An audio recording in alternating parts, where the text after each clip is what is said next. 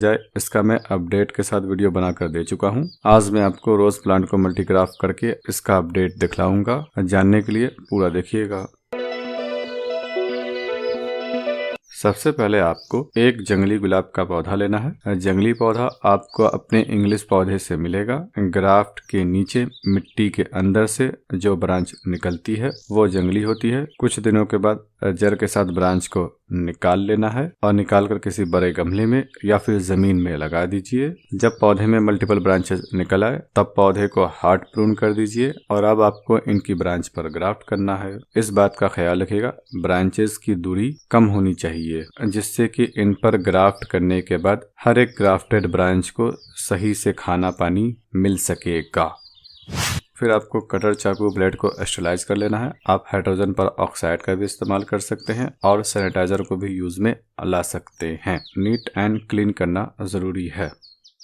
अब आपको ब्रांच के ऊपर एक टी की आकृति का कट लगाना है। ये कट सिर्फ आपको बार्क में कट लगाना है, अंदर की लकड़ी को नुकसान नहीं पहुंचाना है। इसे स्टेम ग्राफ्ट कहते हैं। इसमें सक्सेस रेशियो कम है लेकिन ग्राफ्ट कामयाब होने के बाद ग्रोथ फास्ट होती है। इसके बाद आपको एक प्लांट लेना है और उसमें से एक हेल्दी बड को ढूंढना है। वो बड डिजीज फ्री होनी चाहिए। ब्रांच को काटने की जरूरत नहीं है, आप सिर्फ ब्रांच में से ही बड को निकाल सकते हैं। बार्क के साथ हल्की सी लकड़ी भी आती है, तब उसे आने दीजिए। बड को पानी में डुबो कर रख दीजिए। अब छाल को उठाना है, यानी कि छाल को लकड़ी से जुदा कर देना है और उसके बाद इस बड को इसके अंदर दाखिल कर दीजिए। बड में हल्की सी लकड़ी है, तब आप उस लकड़ी के साथ भी इसे दाखिल कर सकते हैं। अब आपको ग्राफ्टिंग टेप से बांध देना है। अगर नहीं है तब आप किसी भी लचीली पन्नी को ले सकते हैं। हल्की हाथों से बांधिए, इसमें ताकत नहीं लगाना है और साथ ही साथ एयर टाइट बांधना है। एक तने पर 2 ग्राफ्ट को कीजिए और 2 ग्राफ्ट सेम कलर के भी कर सकते हैं और डिफरेंट के भी। मैं हर एक ब्रांच पर ग्राफ्ट कर देता हूँ। स्प्रिंग सीजन में यानी फरवरी मार्च महीने में इसे ग्राफ्ट करना बेहतर है। जनवरी के एंड में भी कर सकते हैं। इसके अलावा आप रेनी सीजन में भी ग्राफ्ट कर सकते हैं। बहुत ज़्यादा गर्मी और बहुत ज़्यादा सर्दी पड़ने पर ग्राफ्ट नहीं करना है।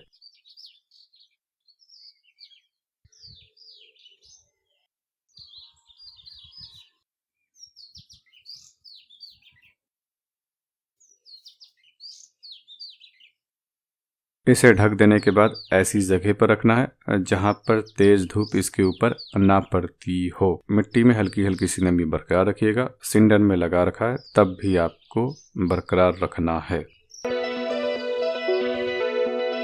यह 1 हफ्ते के बाद का अपडेट। देखिए हल्की हल्की सी ग्रोथ शुरू हो रही है। तेज धूप से बचा कर रखना है लेकिन सुबह की ठंडी धूप में पौधे को रखना है, तभी कम समय में ग्रोथ शुरू होगी। आप चाहें तब ग्रीन नेट के नीचे पौधे को रख सकते हैं। इसके अंदर पानी जमा हो जाता है, पानी को निकाल दीजिए और इसे ग्राफ्ट करने के 10 दिनों तक ढक कर रखना है। फिर मौसम के हिसाब से निकाल कर हटा दीजिए।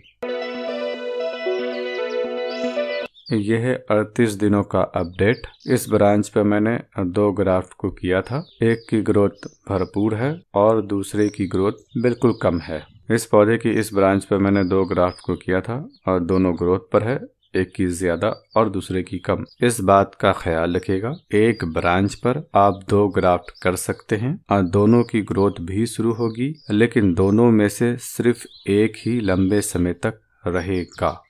लेकिन अगर आपने गमले में प्लांट को लगा रखा है तब 2 ग्राफ्ट में से सिर्फ एक की ही ग्रोथ सही से हो पाएगी और दोनों में से एक ग्राफ्ट को काट कर हटाना पड़ेगा। मैंने एक ब्रांच पर 2 ग्राफ्ट इसलिए किया क्योंकि मैं चाहता था कम से कम एक की ग्रोथ तो हो ही।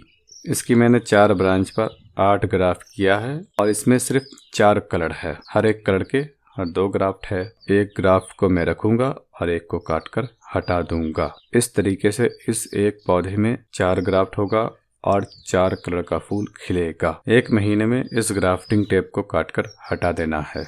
जब इनमें फूल खिलेगा तब मैं आपको इसका अपडेट भी दिखलाऊंगा। चैनल को सब्सक्राइब कर लीजिए और बेल आइकन को दबा कर रखिए ताकि आपको उसका नोटिफिकेशन मिल सके। उम्मीद है आपको यह जानकारी पसंद आई होगी।